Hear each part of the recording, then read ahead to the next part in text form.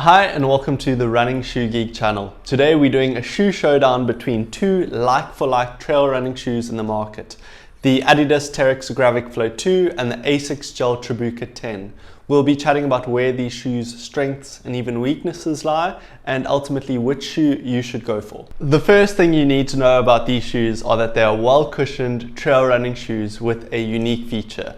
They both have a stability frame on the medial side of the foot to give you extra arch support, which not too many trail running shoes have. These shoes target the same audience, so their target market is the same runner. Furthermore, it's for a runner who's looking for really good grip, really good protection and durability, but this runner shouldn't mind carrying a slightly heavier trail running shoe underfoot. I consider both these shoes to be very commercial in that they suit 60% of what trail runners look for in a shoe, which is protection, grip and durability.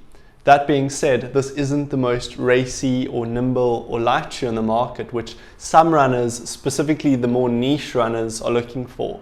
But both these brands have something to cater for in their arsenal if you are looking for something different. While these are two very commercial offerings, they also have their own nuances that make them different. The one might be firmer, the other might be softer, the fit might be a bit different, and these are all things to take into consideration. It's important to match your shoe with your needs, otherwise your experience in the shoe might be subpar. Even though there's nothing wrong with the shoe, it's just not a compatible fit. So we're going to be chatting about all of this in the video. To begin chatting about how these shoes are different, let's focus our attention on the midsole of the shoe, which is often considered as the defining component of the shoe. Let's talk about the ASICS Gel Trabuco first. The Gel Trabuco's got a 34mm stack height at the heel and 26mm stack height at the forefoot, so it's pretty well cushioned. The midsole material is soft for a trail running shoe, and while there are softer foams out there that are a bit more marshmallowy underfoot, this is still notably soft, almost like what you'd expect from a road running shoe.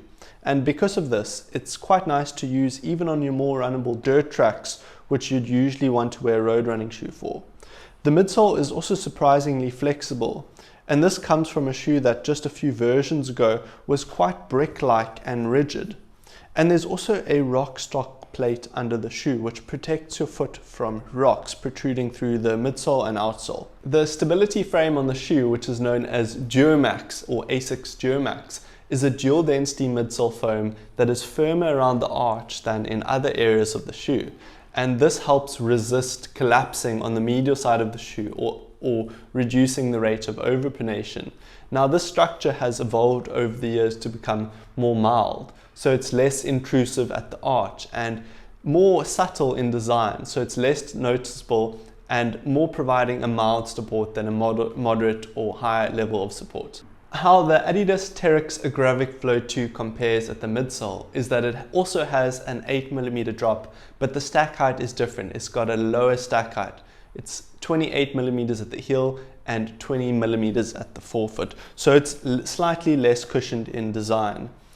The stack height might be different, but I'd consider these shoes similarly protective, as the Trabuco cushioning is slightly softer, so it compresses more underfoot and loses some stack height upon landing, while the Agravic Flow 2 might be not as cushioned, but it resists compression more. The Agravic Flow 2 is on the firmer side, and the advantage of this is that it gives you more proprioceptive feedback from the ground beneath you, as firmer cushioning gives or sends more sensory feedback from the ground to your feet, which is quite important while running on technical trail. Some runners also prefer a firmer sensation underfoot, so this brings a personal preference into account. I found that the Agravic Flow 2 needed a bit of a break-in, or a longer break-in than compared with the Trabuco, which was pretty much ready to go straight out of the box. This Adidas midsole has got to be one of the most durable midsoles around.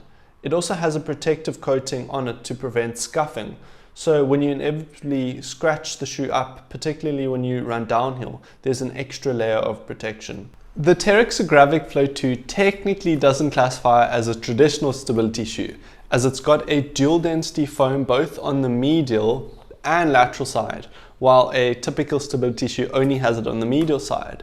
But it serves the exact same function, and if anything keeps your foot more centered, as you've got these guide rails on either side of the shoe. When it comes to weight, neither of these shoes are the lightest. The Trabuco weighs 305 grams, while the Agravic Flow 2 weighs 320 grams.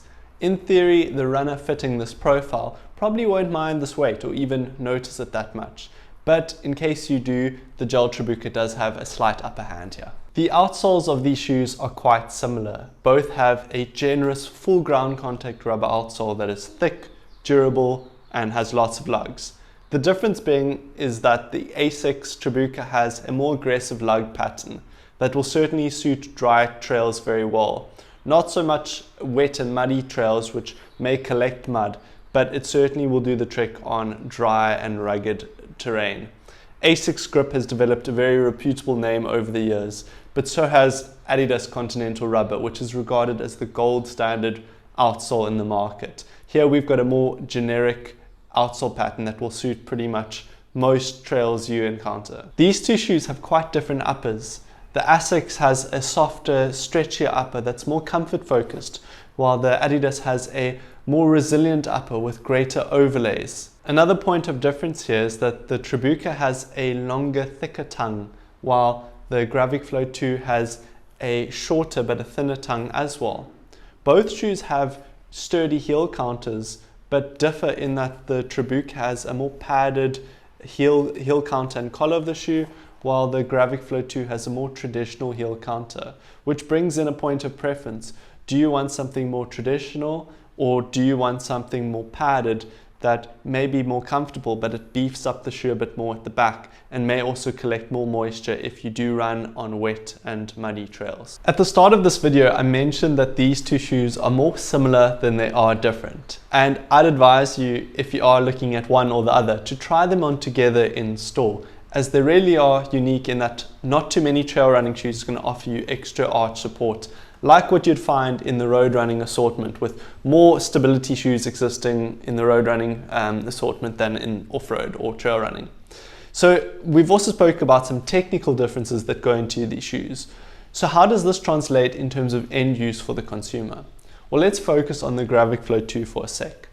This is more traditional in construction. It's got a firmer underfoot feeling, it's less pliable and quite supportive in feeling. While it does a great job trail running, it also serves as a great crossover shoe if you are looking for a off-road walker or even hiking shoe. And this is a big selling point for the shoe, is its versatility for general use. What it also has, as I mentioned, is a firmer construction. I myself prefer a firmer shoe while running off-road. You get a better sensory feedback from the ground beneath you, and generally I, for some reason, don't like sinking in my shoe as much. So this is a big selling point for the shoe. The Trabuco's big selling point is its comfort. ASICS have taken some technology they've found great success in their road running range and popped it into their trail running shoes. And if you had to see the shoe from about 5 years ago, it's evolved majorly and it's far more comfortable than we could have imagined. Another big selling point is its performance range. You'll find it does really well no matter the distance. If you're just simply running 5K on trails at an easy pace, it does a great job, but it also gives you that option to go all the way up to ultra running distance. Thanks for watching this shoe comparison. Let me know what you think down in the comments, and we'll see you again shortly. Cheers.